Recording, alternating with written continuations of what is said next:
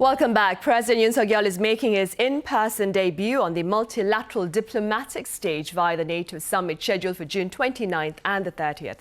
For more on this event, I have Doctor WOO Jung-yeop from the Sejong Institute. Dr. WOO, it's been a while. Welcome back. Thanks for having me. I also have Dr. KIL-JOO at the Inha Center for International Studies live on the line. Dr. Pan, it's a pleasure to have you with us. Oh, good afternoon. Right, Dr. WOO, we'll start here then. The upcoming occasion marks the first time for a South Korean president to attend a NATO summit. Now, let's begin with your thoughts on the background behind this particular occasion. So to discuss that matter, I think it's important to note that what's the purpose of establishing NATO in the first place. So NATO was established in 1949 to keep the stability in the continent of Europe. So there are various reasons, there are various elements that might impact on the stability of the European countries. During the Cold War period, it was mostly coming from the possible Soviet aggression onto the European countries. So until 1990, so NATO's purpose was to provide security to European countries from the possible aggression from the Soviet Union. But after Soviet was collapsed in 1991, then there are many other elements that can be considered to threaten the stability of the European countries. So NATO has been adapting toward a changing security environment that might affect the stability and the security of the European countries. So for example, after 9/11 in 2001, that many European countries were concerned about the possible terrorist attacks on the European countries. So they were preparing themselves for that case. And after 2014, it was Russia's annexation of Crimea. So many European countries raised the concerns about the possible Russia's aggression onto other neighboring countries. And with increased connectivity between European countries and the countries in the Indo-Pacific area, it's not only about the transatlantic relations between the United States and the European countries when it comes to the agenda of the NATO. So now they are expanding their scope of the issues and their geographical scope of the NATO. So that is why they are trying to have the participation of more countries in the Indo-Pacific region. So that is like Korea, Japan, Australia, and New Zealand that participates in this region. And it coincided with the release of the Indo-Pacific strategy of many European countries last year. So NATO, even though in the past, the main purpose of the NATO was to provide security to European countries from the possible Soviet aggression, but as its purpose has been evolving, now they are expanding their scope of the issues. So that's why South Korea was invited to participate in NATO summit this year. Right, and staying with South Korea and NATO, Dr. Pan, South Korea and this alliance have been engaged in political dialogue and practical cooperation since the year 2005. Could you tell us a bit about their engagement? Well, the ROC-NATO relationship is relatively new when compared with the ROC-EU relationship. The ROC-EU relationship was made official in 1963, and South Korea signed an FTA in 1996. Meanwhile, the ROC-NATO relationship has begun to be made as Mr. Ban Ki-moon, back then served as the foreign minister of South Korea, visited the NATO headquarters in 2005. In the 2006 NATO meeting, South Korea was designated as a contact country, which was renamed Partners Across the Globe in 2008. In that year of 2008, South Korea held the first policy consultation meeting with NATO. And then in 2012, South Korea signed IPCP, Individual Partnership and Cooperation Program. And then in 2019, these two entities and actors basically signed the third IPCP in Brussels. Most recently, as you are well aware, on 5 May 2022, South Korea joined NATO Cyber Defense Meeting, CCDCOE, Cooperative Cyber Defense Center of Excellence, which has become the first Asian state in this group and the fifth non-NATO member. So all in all, the ROK-NATO relationship has been developing over time. But South Korea's attendance at the 2022 NATO meeting serves as a significant momentum for an enhanced role, as Dr. Woo noted earlier. Right, of course. And Dr. Woo, as Dr. Ban has mentioned, then our alliance or our interactions with NATO, of course, continues. And with that, the Yoon administration also shared intentions to set up a diplomatic mission to NATO in Brussels. Do you see such plans as perhaps advancing the Yoon administration's hopes of raising South Korea's international profile and perhaps even rallying more support for efforts to denuclearize the Korean Peninsula? As Dr. Ban just mentioned, and as discussed before, that the scope of the NATO's has expanded dramatically after the collapse of the Soviet Union in 1991.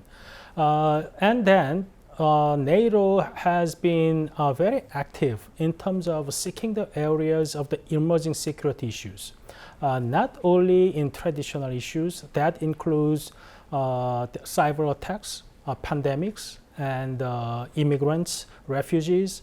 So all those issues are the main topics of the NATO since 1991. And that also affects South Korea. Because if some country in the European country, if some entity in the European countries made a cyber attacks onto South Korea, then South Korea needs to coordinate and cooperate with those countries in the Europe. And the most important platform to discuss that matter is NATO. So I think as South Korea's role has expanded in the global arena, and also South Korea, with the South Korea's ever-rising economic status in the globe, South Korea can be also the target of those aggressions by entities that are everywhere. So I think it's very important for South Korea to enhance the level of cooperation with those countries. And since NATO has been the leading entity in terms of coping with the emerging security issues, I think it's a very wise decision for Yoon administration to go ahead with the increased level of cooperation with the NATO. Right. And Dr. Ban, on the sidelines of the NATO summit, President Yoon will sit down with his US and Japanese counterparts to address concerns over North Korea, of course. Now, pundits say Yoon's adoption of a constructive posture with regard to the trilateral ties is quite timely, especially in light of the recent challenges to global security. What are your thoughts on this? Before giving my thoughts or remarks, we need to differentiate some concepts among global security, regional security, and security on the Korean Peninsula. With that in mind, I would say the Trilateral Summit is both timely and effective in an effort to address the recent hurdles to global security together. When it comes to international or global security, these three countries have many things in common. In May 2022, as you are well aware, all these states have joined the Indo-Pacific Economic Framework with 10 other initial partners, which is expected to tackle 4 pillars of the economy: connection, resilience, fairness, and fairness. Second, all these actors are democracies as well as developed countries. So they are armed with eligible assets and standards play a role in maintaining the liberal international order. So in this light, when these three countries come together, the outcome of guaranteeing global security should be synergistic.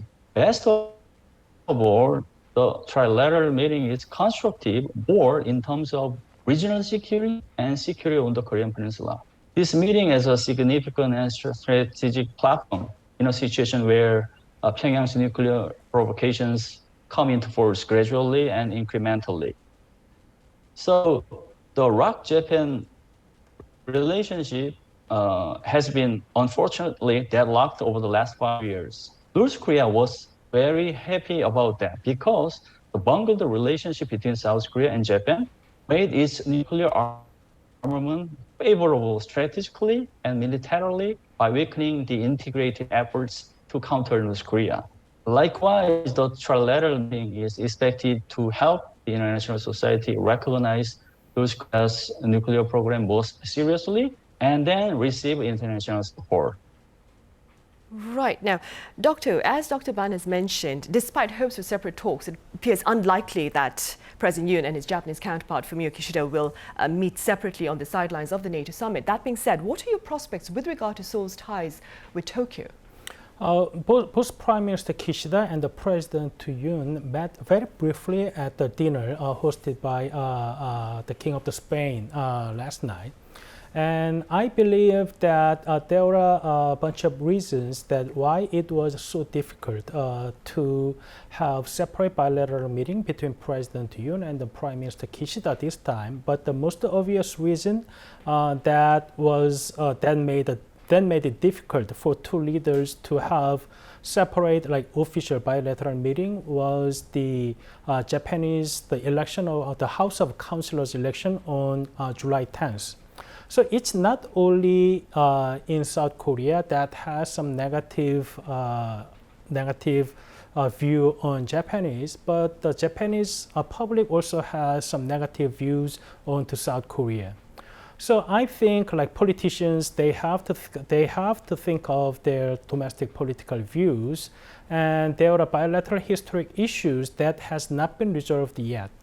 So unless two countries agree to move on and to possibly find a way to resolve those historic issues, especially the frozen assets of Japanese companies for the compensation for the forced labors during the Japanese colonization period of South Korea in early 20th century, it will be either take time for two leaders to successfully produce some tangible result between two countries. But as we have observed during the Shangri-La dialogue earlier this month, that the defense ministers of Korea, Japan, and the United States gathered together to enhance their cooperation to defend the countries and to keep the stability in the region from the possible North Korea's nuclear program. So I think these kinds of cooperation among countries, especially between Korea and Japan, will continue, even if it might take some time to have bilateral summit between two countries. Right. And against that backdrop, Dr. Ban, North Korea has accused the U.S. of seeking to set up an Asian-style NATO. Now, the accusation follows, of course, recent trilateral military exercises involving the U.S., South Korea, and Japan. Do you suppose Pyongyang is seeking to use these drills perhaps as a pretext for a nuclear test in the near future? And if so, Dr. Ban, how should the international community respond? I think we need to differentiate between a pretext and a precondition when it comes to the possibility of a seventh nuclear test. Obviously, several pretexts are being made indeed, but I'm not sure whether preconditions are met now.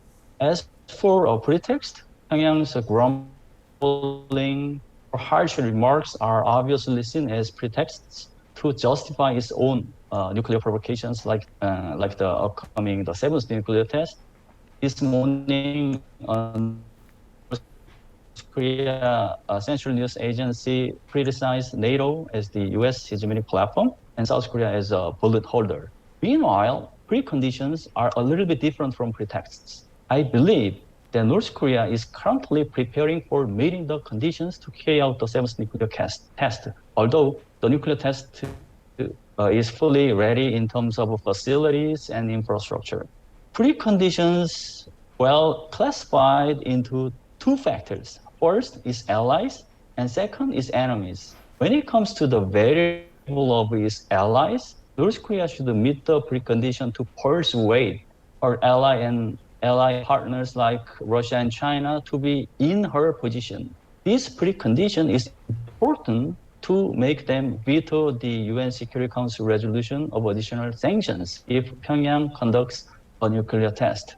As for the factor of its enemies, North Korea is most likely to find a condition, which is the timing that North Korea is less punished if it executes the nuclear test. As of right now, South Korea, the United States, and the international society have been stepping up their efforts to punish North Korea by deploying strategic assets and increasing strategic communication. Right, I see. Beyond the peninsula, in this respect, the international society. No, go ahead, Dr. Ban. I assumed that you were done. Please go ahead. Okay, in this respect, the international society needs to prevent the preconditions from fully growing. In the event that the nuclear test happens, despite these efforts, the international society should impose the toughest additional sanctions on North Korea and simultaneously has to come up with a plan to remedy this by pressing China for more serious and responsible roles. Which, of course, would be a very daunting task. Beyond the peninsula, Yes. then, right, beyond the peninsula, Dr. WOO, talks with Poland regarding the possible export of weapons are also scheduled on the sidelines of the NATO summit. Now, observers claim that such talks come as South Korea considers the provision of indirect military support to Ukraine. What are your thoughts on such efforts by the Yoon administration? Yes, you can make that kinds of argument on every occasion when many countries who are trying to support and maintain the rules-based international order against the illegal and unjustifiable aggression of several countries. So I think that it's up to Polish government decision whether they are going to provide or lend their weapon systems to the military of the Ukraine. And Polish government has provided and landed its weapon systems to Ukraine. So that's why there are such accusations of indirect military support by South Koreans to the Ukraine. But it is two separate things, that whether South Korean government is exporting its weapon systems. South Korea has been exporting its weapon systems so many countries. South Korea is ranked one of like fifth or fourth countries in the world to export its weapon systems to other countries. So I think it's not a rare case that South Korea tried to export its weapon system to other countries. And Poland is one of the countries that are trying to get the advanced weapon system developed by South Korean companies. So I think it's two separate things. And the President Yoon said that South Korea is going to increase its financial support to the Ukraine, but we didn't say anything about the direct military support to the Ukraine yet. So I think that there might be some accusations, but it's a two different things, whether South Korea is exporting its weapon systems to the Ukraine and whether a Polish government is providing its weapon systems to Ukraine. So I don't think we need to concern that much whether some countries are going to accuse South Korea of indirectly providing weapon systems to Ukraine. Right. Doctor, some say the Yoon administration's plan perhaps to boost its international standing should also include support, or greater support that is, to the developing world. What are your thoughts on this? Because of the increased connectivity among countries, South Korea cannot just stay on the peninsula or stay on the Indo-Pacific region. So to seek more actively of the national interest of South Korea, South Korean government needs to enhance the level of cooperation with many other countries, not only in the Indo-Pacific region, but also other parts of the continent. So I think Yoon administration's participation of NATO summit this time shows that the way the Yoon administration is trying to seeking the national interest is different from the previous administration. That in that South Korea's national interest can be found and should be found in more global arena than the Korean peninsula. So during the summit between President Yoon and President Biden, more than half of the joint statement was devoted to the area of cooperation beyond the peninsula. So that means that South Korea can increase its national interest by actively participating in the global businesses. So it's not just South Korea provide its financial assistance to the developing countries, but by doing that, South Korea can enhance its status, its interest both in security and economy. So I think South Korea's more role in the global arena can be found in the near future because of these tensions between between the countries of democracies and also those possible aggressors. So I think it's very important for South Korea to find its role in these platforms like NATO and many other multilateral formats. Right, and hopefully that will be the case this time around then. All right, Dr. WOO, as always, thank you very much for your thoughts today. And Dr. Ban, thank you very much for your time and your insights. Thanks for having me.